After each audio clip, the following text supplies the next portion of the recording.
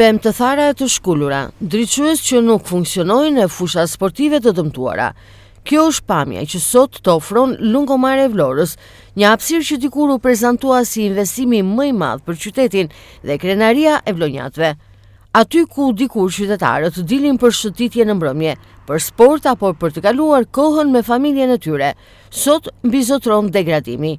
Projekti u prezantua më 21 shkurt të 2014 dhe fitues u shpall studio belge XDGA, e përfaqësuar nga arkitekti Xavier de Guiter, mes 5 projekteve më të mira për vijën bregdetare të Vlorës.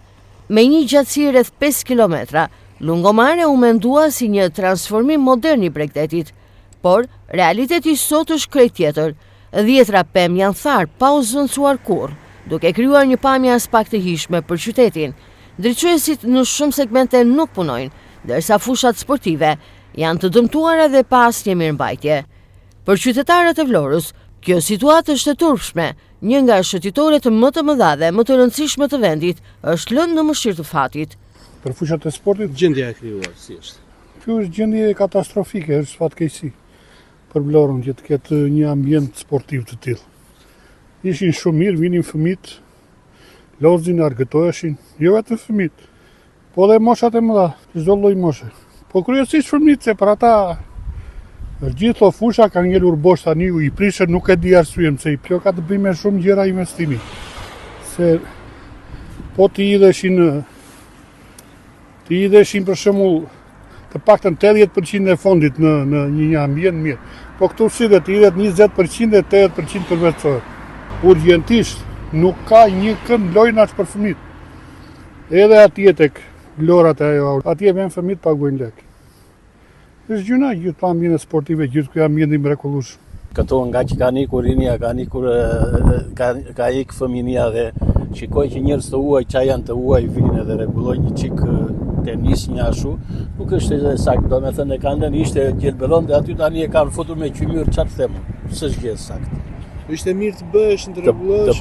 Të ishte bërë, jo të bëj. Të ishte bërë me kohë. Unë si qytetar më vlonjat mendoj që duhet vënë dorë të ketë gjelbërim, të ketë të gjitha të punojnë njerëzit, mos të rinë atje në fole, dalin punë. Ku jeton? Unë jetoj në Amerikë. Ke ardhur me pushime, je nga Vlora? Po, nga Vlora. Sa vite ke qeton në Amerikë? Ka 25 vjet. Si të duket Vlora me ndryshimet e gjatë viteve? Shumë bukur. Pëlqen shumë bukur. Teti, ajri, është e bi natyrshme, gjëja me mrekullueshme. Megjithatë, gjëja kryesore është të shikojmë këtu që këto këndet e lojnave këtu që rinia duhet aktivizohet, duhet të ri gjithmonë në stak i themi, që të ri në për telefona, për gjëra valone. Edhe këto duhet të rregullohen për mendimin tim. Kanë qenë ekzistuese ose funksionale? Kanë qenë këto, më mbaj mend se kanë qenë, pa 3 vjeç kanë qenë këtu, Tash nuk e di pse. Janë degraduar. Nuk e di pse, nuk e di. Është fatkeqësi. Fatkeqësi. Se s'bën dot vendor, se s'bën valla. E ky është një qytet i bukur. Na e ka fal Perëndia valla.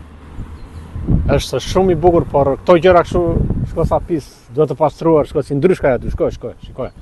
Kjo duhet të jetë një perlë. Këtu duhet të jetë blu e bardh, kartësi valla.